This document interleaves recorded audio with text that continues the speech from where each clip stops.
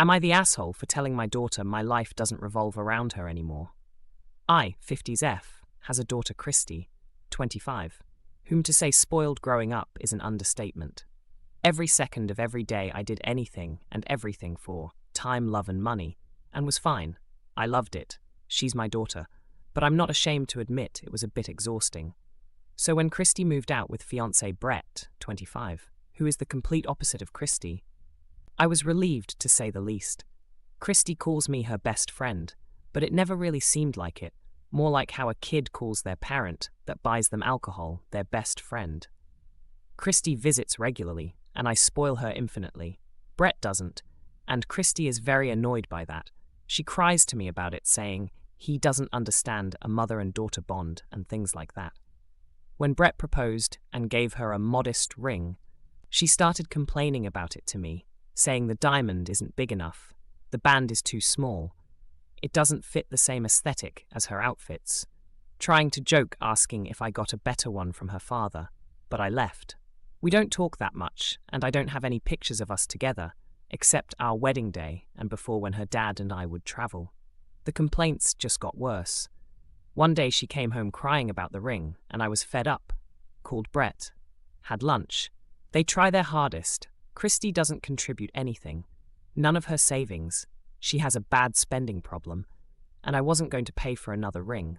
So Brett and I had a nice lunch.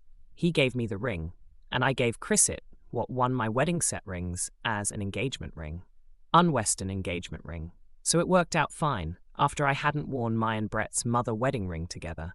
They're kind of similar. They give it to me as a gift. So I had. I still use her father wedding ring band. Don't get me wrong, I love my daughter, and I seem to at times spoil her infinitely, but not enough to get a new ring. But she stopped complaining. Brett and I became friends. Brett and Christy wedding day was around, and Brett pulled me aside and admitted it was hard to find a second job while incognito, as he didn't want to be rude, and asked Christy to get a job to help him pay. Told me about the few found, and how his boss threatened to fire him if he found out again. He had a second job, as it interferes. I don't get what Christy and her father and I did to raise her to do this.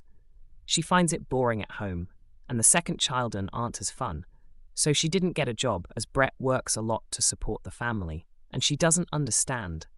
After I told her not everyone will treat her like I did, and to stop putting so much stress on Brett. But she says that's who his personality is, so when I corrected her it's not. He's just a people pleaser, like me to exist with her in small doses. I told her my life doesn't revolve around her anymore, and to grow up. Next story.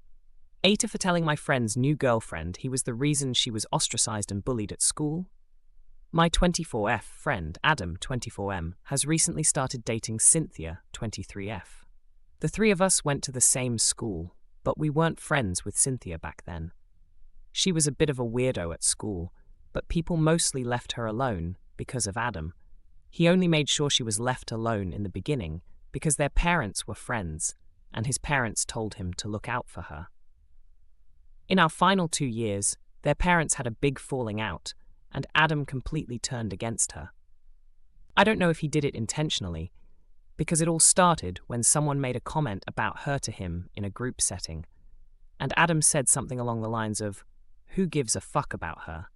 which a lot of the year took to be a green light to finally be able to openly ostracize and bully her.